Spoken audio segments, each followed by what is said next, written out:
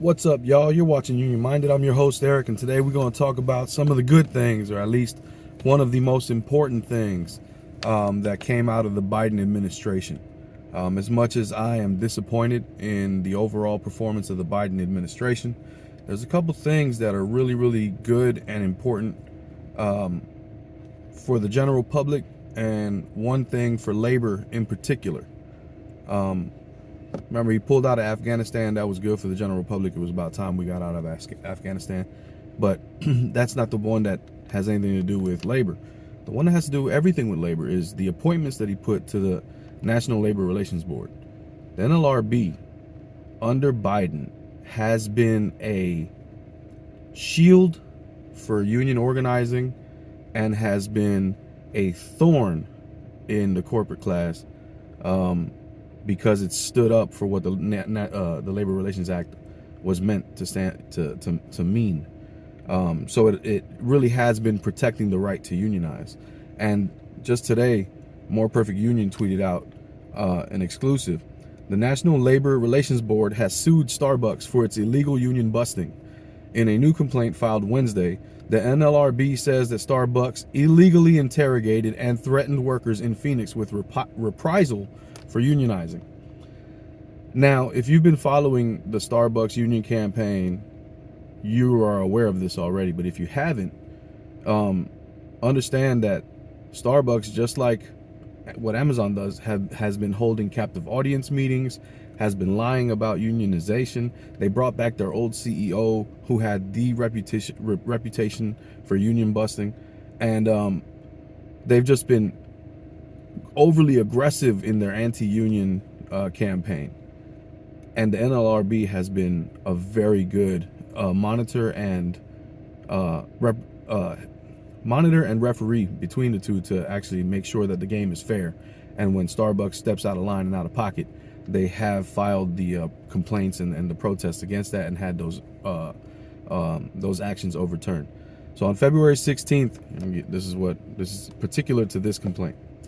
On February 16th, the Starbucks manager began questioning Layla Dalton and coworkers about their union campaign, according to the complaint.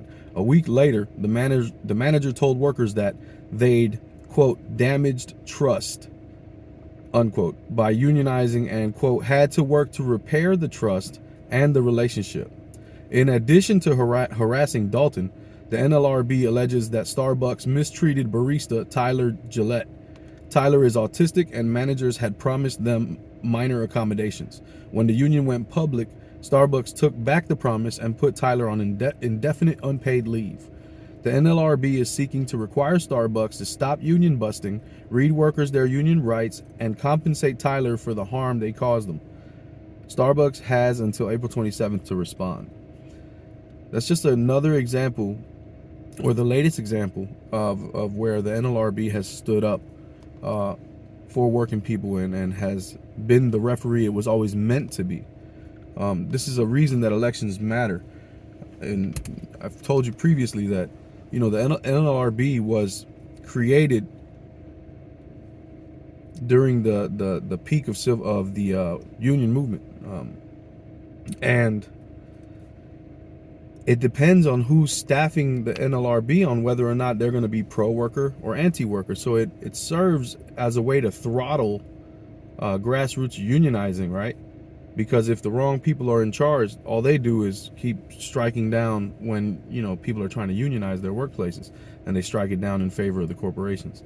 But when you have a president who appoints people that are labor-minded, all of a sudden workers have a representative and a friend who helps to allow for a fair election so that their will can be represented in the outcome without the illegal union busting and all these things that corporations love to do. They love to break the law, but they're rarely ever held to account.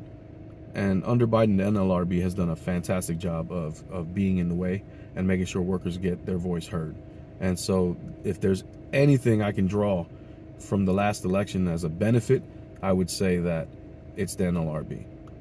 And that's everything, because when you empower workers, the workers can change the game on their own when you empower them. But when you throttle them, it's so hard. And we've been throttled for so long. And so I'm so happy to see the NLRB behaving in this fashion. And you should be too. And that's my take on it. So elections matter.